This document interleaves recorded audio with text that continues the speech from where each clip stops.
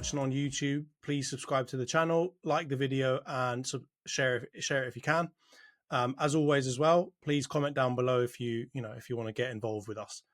And for those of you listening on Spotify, Apple, or any other podcasting platform, please follow and give us a 5-star review if you can. It definitely helps with the algorithm and getting more eyes on the pod, or ears on the pod, I guess I should say. Let's get into some player ratings, because I do want to talk about player ratings just to really zone in on who was the star of yesterday and why. So we'll go for Pickford first, obviously with the goalkeeper. Antony, the harsh goalkeeping judge. What are you giving him, mate? Is it a 5? Nah, I'm giving him a 6. Okay. Like, I feel like he was good. He was average. He like your criticism, not your criticism, your critique earlier is fair. I don't think you should hammer a goalie for not saving that, but a top goalie does save that. And that's all it is. But England win, and that's the most important thing. Yeah, I would agree. I think a 6. In my opinion, he did what he had to do, but he wasn't outstanding, right? Like, an outstanding performance is he saves Xavi Simons' shot, right? But outside of that, he didn't really put too many feet wrong. He didn't really have any cock-ups. But let's get on to Walker. I'm going to go first here, mate. I'm giving him a 5. He had a stinker. I don't care about the last-ditch challenges. You have to do better with the goal, and just in general with his play in the first half. You've got to do better than that. Would you agree? Am I being harsh? 6? No, I mean, you've probably just about convinced me not to go lower, because I was thinking 4-ish. But I feel like giving someone a 4 when we've won a game, and such a big game, is probably harsh. So I would agree with you. I think he was below average for sure. Maybe 5 is being a bit kind to him, actually, but I'll go with 5. Like, you make a good point. He made a couple of challenges, and his presence sometimes is enough to frighten players from taking him on. Not in some like Van Dijk aura type stuff, but just because of his pace and his running ability. I think, he kind of wins the battle sometimes before it's even begun. So I'll give him a 5. And let's not be too harsh. And he kept let's not Gary Lineker as well. He kept Cody Gakpo quiet, and Cody Gakpo has been one of the best players of this tournament so far. So you've got to give him props for that, even if I believe that it's because Saka comes back and helps him. But let's get on to Stones. I don't think we need to spend much time on him, because he was barely even noticed he was there. So yeah, I think a 6 is fine. How about Guehi coming back into the team after the suspension? How do you feel like he did? I don't think Guehi's been below a 7 this whole tournament. I know there's been a couple of games where he made small errors, but then made up for it. But generally, he's never been below a 7. Like, he's been our best central defender we've had the whole tournament. I'd say this was a 7. I don't think it was his outstanding game. I think the first game against Serbia, he was like an 8 or a 9.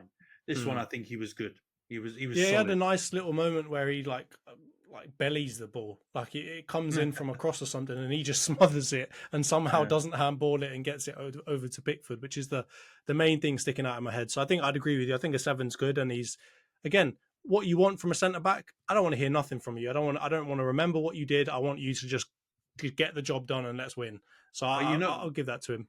You know what though, Johns, just to add on this, he senses danger really well, and that's a really good trait for a defender. Like, I know there's obviously probably been games where he's been stinking out for Palace, right? Because Palace are not, a huge team, and as much as they've battered us at the end of the season, generally, they're mid-table, and the way Lincoln describes it is when you drop points to them, it's like just vanishing them, because they don't help Palace do anything, right? Like, they're just a solid mid-table team. Yeah, they're not really fighting for anything. You're not contributing to anything. They're just lost points, which I love as like a way to look at them as a team. But Guehi, though, in terms of England, he senses danger so well. That smothered the block that you're talking about, like, it was a pretty dangerous moment, and he just dealt with it and sensed it. And at this point, there's no other defender in that back 4 or 5 that we have that I would want ahead of him to block, or or to be on the ball, or to be confronting someone in a dangerous moment. He's really got my confidence. So that's the biggest compliment I can give him. But yeah, I agree, 7. Yeah. All right, let's get on to Saka and Trippier. So we'll start with Saka first. I think you kind of mentioned, actually, you know what? Let's start with Trippier first, because he's the more traditional defender. He obviously came off at half-time. Some people would say he got hooked at half-time. What do you think? What are you giving him, like a 5 or 6? I won't give him lower than Walker. I think he was probably slightly better than Walker in the first half, but he Yeah, wasn't fantastic. I think our wing backs were definitely one of our weaknesses in the first half. So I'll give him a 5. I don't think he was horrendous, but when he got to those moments where you needed an attacking fullback to give a piece of quality, I can think of one moment later on in the second half where a ball is diagged over to Shaw and he traps it with a beautiful first touch and swings it in, and Saka's like only, I think, or Watkins is only a little bit away mm. from converting the chance, and that's what you want from your fullback. Um, and I don't think he was able to offer that. So I don't think he Yeah, stunk it up, but I'll say 5. There's okay, obviously reasons why he came off, right? And I don't think yeah. he could be higher than a 5. I think I just don't think he feels natural at left back, right? Like, I think he's always he's kind not. of He's not overthinking himself, and I don't blame him at all because I didn't realize he's pretty one-footed. Like, he doesn't really want to very, use yeah, that left. He very. just wants to whip it in with the right, and I don't blame him because he's got a beautiful right foot. So yeah, I agree with you. I'll give him a 5. I think you could probably upgrade it maybe to a 6 just because wasn't arse. He was all right. But all right, let's get on to, you know what, let's go to the midfielders actually first, because obviously Saka's more of an attacker in my mind. We'll start off with Rice, who had a bit of a stinker for the first goal. I think I'd probably give him a 6 maybe. If I was being a little bit less biased, I'd probably give him a 5. I think he was all right outside of the goal. Like, he didn't make any, crazy mistakes. He didn't contribute to goals or anything like that, but he kept the ball ticking over. What do you reckon? No, I'd give him a 6. I think giving him 5 is harsh. I understand the stuff about the mistake, but I was saying it in the group chat. Like, everything else he did was solid. He was getting the ball. He was at least trying to move the ball forward a bit more. Yeah, He felt a bit more purposeful, and he recovered really well, because that happened early doors, and he could have showed a ruined lot this of whole yeah, game. he showed a lot of Yeah, resilience. So I'll tell you what, I don't think Rice is playing amazing this tournament. I think definitely his form has dipped back end of last season and into this tournament, but he's trying his nuts off, man, and his spirit and his mentality is top. So he fought himself through that game, I think, yeah, and this tournament. So I would give him a 6. I think lower than that's harsh. He was definitely better than Trippier and Walker, definitely gotcha. for sure. I agree with that. I think we can give him a 6. I'll excuse him. I'll let you excuse him for the goal.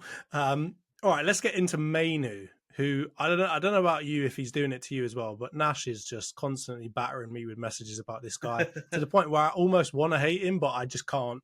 What do you make as the Man United fan? What do you make of his performance yesterday? He was England's best player.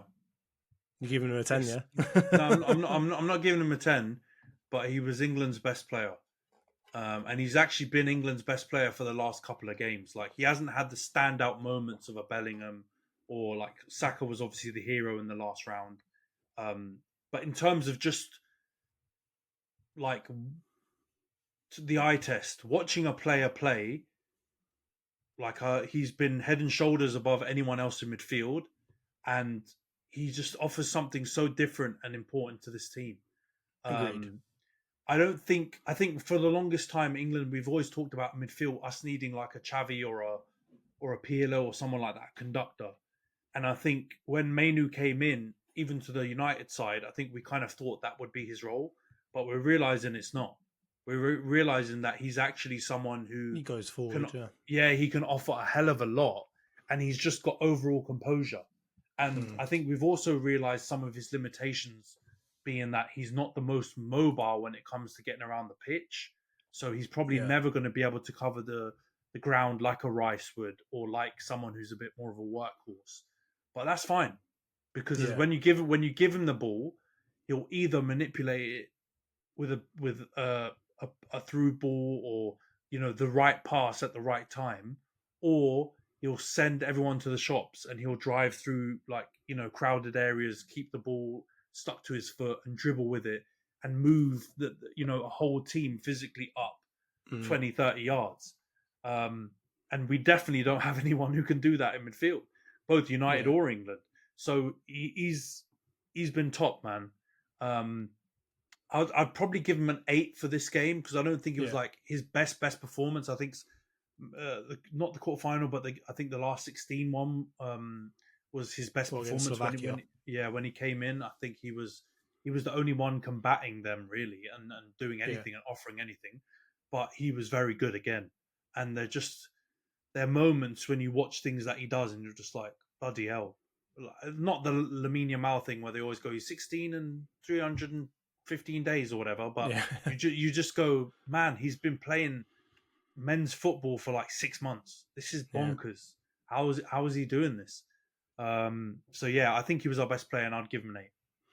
So I agree with that. I think he definitely was the best or one of the best. And I think I agree with you that, I mean, since he's been in the team, he's been up there. He's been in the top 3, top 4 players every single time, if not top 1. I agree with you on the limitations thing. I feel like a lot of people tried to like pigeonhole him into a certain type of player that we've seen before, like a Seedorf or, a Xavi or a Pirlo, something like that. And everyone's expecting him to kind of be a little bit deeper and just kind of dictate play. And that's what he's going to do. I feel like he's more in the Iniesta mode. He's a more attacking player than anybody thought he was going to be, and they didn't really realize that he's got all the tools to be a really good attacking player. As I've mentioned many times, his ball control is up there with some of the best ball control I've seen in this day and age. Right, like the ability for him to keep the ball so close to him. It reminds me somewhat of Thiago. Actually, he's a lot more mobile and obviously a lot more front-footed than Thiago. He is, Thiago yeah. does That's a fit good more into comparison. that kind of like that sit back mode, but he's got the close control and the ability to play a pass and kind of look very lackadaisical with it at the same time. And I said it in the group, right? Like he runs 720p and he dribbles at 4K. Like this guy just turns a switch on when he needs to and can cover ground quicker than anyone I've seen in the team with the ball. So it's amazing to see that from such a young player. I do agree with you. Like on the defensive side, I'm not going to be counting on him to do that. And that's where we've got to play players where they are strong. And if you stick him next to Rice, even though Rice didn't have his best game, that's exactly the kind of player you need him to be next to. Somebody that's going to eat up the grass, cover all of the places that need to be covered, and let him go and do what he needs to do. So I agree with you. I'll give him an 8 for sure. Let's I will move on say to though, another. Johns, quickly Sure. before we end that Manu one, this because this is my moment to shine, right? In terms of United players, he actually in this game though, I feel like it was his best defensive performance for England. Yeah, he Because made quite a lot of interceptions quite high up the pitch as well. He was pretty yeah, crucial to the press. yeah. I mean, all sides. I think of some in our defensive third he made tackles, blocks, interceptions, recoveries. This was probably the most all-action performance I've seen of Mainu.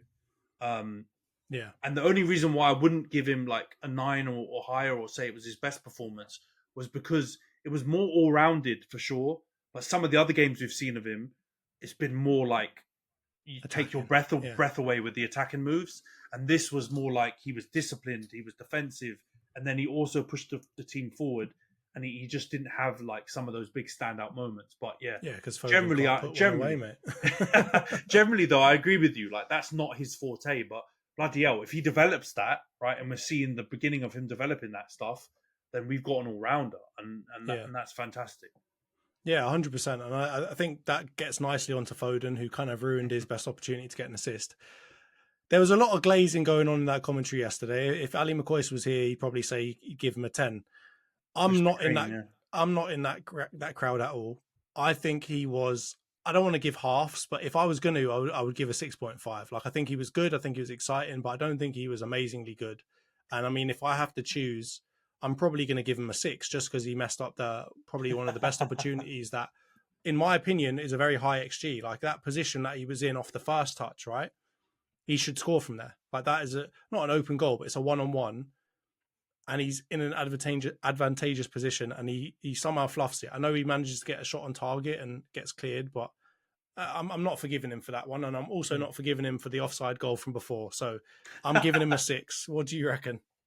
You're definitely downgrading him a bit. I'm holding it. Yeah, I would give him a 7. Okay. But yeah, he wasn't the best player on the pitch in that first half, and that was how everyone was been treating him. In the commentary and post game, everyone's like singing his praises. It was probably the best performance I've seen from Foden in an England shirt. But that's because the bar's on the ground right now. Yeah, that's the reason. Like he was good. He looked a bit more like his Man City self. He was getting into little pockets. He was linking up nicely with Kobe and with Bukayo, but he was missing that last little bit that we've seen from him in a City shirt, and so I can't give him more than a 7. And I think, like you, if we were doing 0.5s, he might be a 6.5. But because we're not. I feel like giving him We'll a round 6 it is up. too harsh. Yeah, Yeah, I yeah. feel like seven's fair. He was good. All right, I'll concede that. I'll give him a 7. I think one thing I'd like to see him get better at is being able to run beyond the striker. Yeah, I he think doesn't do that well. he's really Not yet used to for just England. like having Haaland always in the right position, and he doesn't really need to worry about that. And that gives him space, right? And we kind of talked about this before. Is if you have a really static striker who keeps dropping back all the time, there's no reason for the defenders not to just all push up and come closer to you and give you less space to work with the ball. When you've got someone like Haaland or even Watkins playing on the shoulder of the defender and always making runs, even if they're just doing one, taking one for the team, they're stretching the pitch a bit more, which gives people like Cobby, people like Foden, more space to dribble with it and to find spaces. And it takes someone away from their attention so they can get a shot off and they can get the space that they need to do things with the ball. And I think with Kane, it doesn't really make him look all that good because Kane's almost trying to play in that position too. So I'd like to see him maybe with like a Watkins or even a Tony, where he creates a little bit of space, stretches the pitch a bit more so that Foden can get on the ball. Because I think when he hit the post, that was the only time I saw him with in the center of the park with a lot of space around him. And when he gets that, he's able to do crazy things with the ball.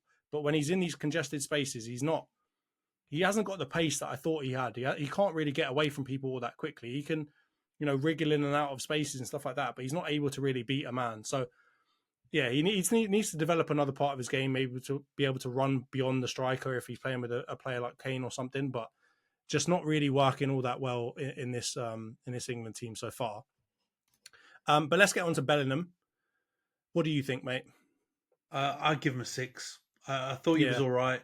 He held the ball up all right, but yeah, it was a bit of a Belaney performance. I've got to be honest. It wasn't his greatest. But even when he's not playing amazing, he still offers something for the team.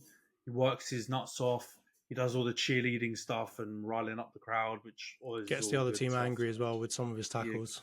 Yeah, exactly. So I think mentality-wise, he's kind of like Rice, to be honest. I don't think he's had the greatest tournament. He's had flashes. Obviously, the first goal, the header, the overhead kick. But his overall performance hasn't been great. He looks absolutely knackered, and I think his mentality is the only thing that's pulling him through this. So we'll give him a 6, I think. I agree with that one. All right, let's get on to Saka then.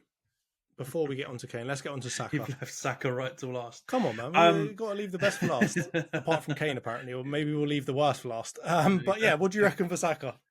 Again, if we did halves, I'd go 7.5. But we're not. So it's the opposite way, and you might be annoyed. You're going to round down, yeah? No, I would give him a 7 because I don't think he was quite... I don't think it was his best performance, but you know what? 7 or 8. No, you know what? We'll be kind. I think he was better than Foden, so I'll give him an 8. But I think Cobby's probably a high 8.5. No, Cobby's maybe an 8.5, and he's maybe an 8, whatever. Cobby, I think, was the best player on the pitch, but Bukayo was handy, man, and he was getting double teamed, but he was still, working really hard, creating some opportunities. Again, linking up really well on that left hand side with Foden and Cobby. And I just think he's such an asset to the team. He also, like you've pointed out loads of times, tracks back and helps. He was at right wing back first half, right winger second half, and you don't see a fluctuation in his performance. He's just been really solid this whole tournament. He's had flashes, but I think in this game we didn't see as many of those flashes. But he still worked really hard, and even though the goal was disallowed, he tucked it away nicely. It's not his fault that Walker can't stay onside. So I'll give him an 8. I think he was good. So I agree with that. I'd probably give him a 7 though, just because I think from my point of view, man, Ake's good. He plays against a lot of left backs who've never played against him before, right? And it seems like every game that he comes on, the defender's always trying to figure out what is this guy going to do. And in the Premier League, we've become so accustomed to kind of understanding how he plays. And I think Premier League left backs probably get it a little bit better if they've got the physical capabilities to keep up with him. Then they do all right. And I think Ake was good. Ake knows that he's a very good defender. He knows how to deal. He's come up against Saka many times before, and I think he not kept him quiet, but he definitely kept him off of that going down the wing, right? And I think you saw a lot more in this game. Saka having to cut in. I think there was one point where he had to cut in, took 3 or 4 different touches, kind of kicked it. It ended up leading to what was given as the penalty in the end, right? It kind of bobbled up, and then Kane had a shot at it, and that all came from Saka basically just wandering from the right hand side all the way into the middle. And I think Ake really did a good job of keeping him away from being able to cross the ball and get into the penalty area. So I think from that point of view, it wasn't his best game ever, but he still is a nuisance. And I think if you're a left back, you've got to have big, serious headaches if you have to line up against him. So I think, yeah, 7 or 8 is fair. I definitely think his last game he was better, right? I think he would have been an 8 or a 9, just because of how much he was terrorizing that left back. In this one, I think, as I said, Ake did a better job of kind of keeping him a little bit quieter. But let's get on to Kane then. Just another average performance, man. Like outside of the penalty that he probably didn't really earn, like it wasn't off of his brilliance that he got. It was really sheer dumb luck. Very good finish for the penalty, but outside of that, I can't really remember what else he did. And that's not what you usually say about Kane, particularly in a club shirt, right? In an England shirt, he's done it a couple of times now, but you're not accustomed to saying at the end of a game that Kane was barely there. What do you reckon? I actually thought he was good in the first half. I actually felt like he got on the ball well. He was spraying passes around. He was linking up with people. And I think the spaces that were afforded to us in the first half allowed him to feature a lot more. Kane's just one of those players, almost kind of like how Rooney is or was, where he needs touches. If he doesn't get touches, he gets isolated quickly and you forget that he's there. The only difference is he can still be really useful even in those situations because he's a lethal finisher. And we saw that, I think, in the Denmark game where he did sweet F-all the whole game, and he still turned up and tucked it away when it came to when the opportunity came at his door. So I don't know, man. It's a hard one to judge because I feel like as a team, he was no different. In the first half, he had a really good one. In the second half, he became invisible.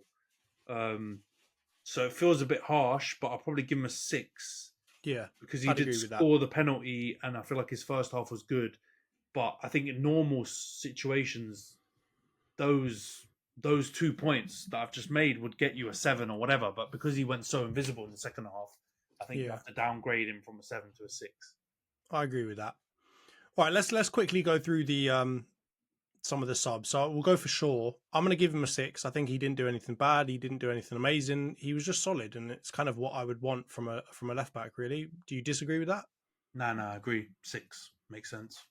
All right, and then how about Palmer? Again, I'm going to probably give him a 6, or maybe even a 5. I didn't really see him all that much apart from setting up the goal, and I guess he wasn't on for very long, so it's a bit harsh maybe, but he didn't really do anything amazing in my mind. He didn't get on the ball and look crazy exciting like he did in that kind of first cameo appearance that he made for England. Probably a 6, but what do you reckon? Nah, I'd give him a 6 as well. Okay. You know what? In the last couple of games, I really like Cole Palmer as well, by the way. But in the last couple of games, he hasn't sparked in the same way. I agree with you completely. And I'm not getting into this whole Saka Palmer debate rubbish because I like them both a lot. But he just hasn't looked... Hasn't dazzled. He hasn't looked super fresh and crisp when he's come on. Like, he's running, he's trying... But the little things he's trying, they aren't coming off in the same way that they were in that first cameo and how they were a lot for Chelsea. But you know what? The thing about him is he's almost got like dumb luck when it comes to football. I'm coming to that conclusion after one season only already, where he just has that knack where he's involved in stuff even when he's not necessarily playing well. So he's involved in the winning goal now. I know it wasn't some wonder pass, but he's involved in it. He sets it up. And he just has... You want those players in your team. Yeah. Because, when the moment comes, he's generally going to be involved in something good. So I give him a 6, though. I don't think it was a great cameo. Yeah, I agree with you. And I'll be honest with you. Like, I didn't think this at the beginning, but I kind of think it now. Like, I think actually he is a right winger. Like, I kind of felt like, based off of his build and kind of the versatility to him, he'd also be a really good 10. But I feel like you've got to play Saka or him. I don't think you can get away with, unless you're going to stick Saka on the other side of the pitch in defence. I don't know if he looks quite as effective in that position. I'm going to say, like, if we play him right wing, I think he's going to play a little bit better and he's going to get his chance to do this, that, and the other. But I think in my opinion, yeah, I think a 6 is probably fair for him.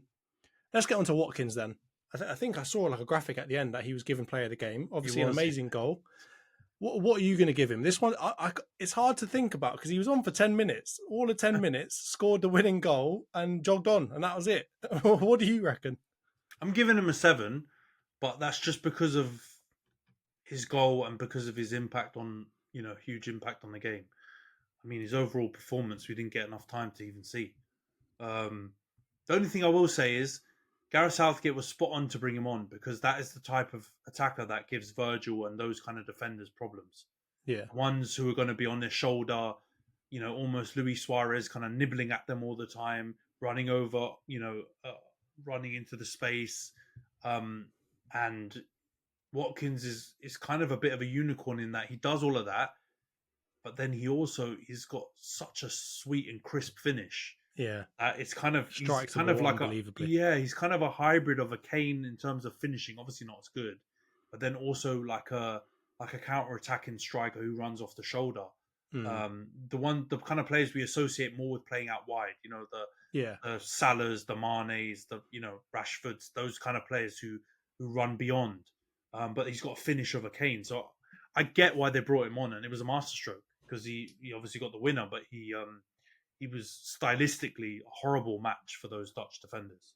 Yeah, and I when he came on, I was thinking, Van Dijk might be able to deal with him, but De Vrij, you're on skates, mate. You're going to be on skates for the next 10 minutes. Watch yourself. Even Van Dijk is going to cause you issues. Yeah, Van Dijk. For Liverpool, Van Dijk had problems with Watkins every time they played in the season. I think Liverpool won both games in the end, but they were high scoring, and Watkins was absolutely a nightmare for Van Dijk. And he's got the right kind of, again, styles make fights. He's got the right kind of style and approach that's going to give those bigger, stronger, high line defenders big problems. You've got to be real mobile to be able to deal with him. I agree with that. I'll give him a 7 as well.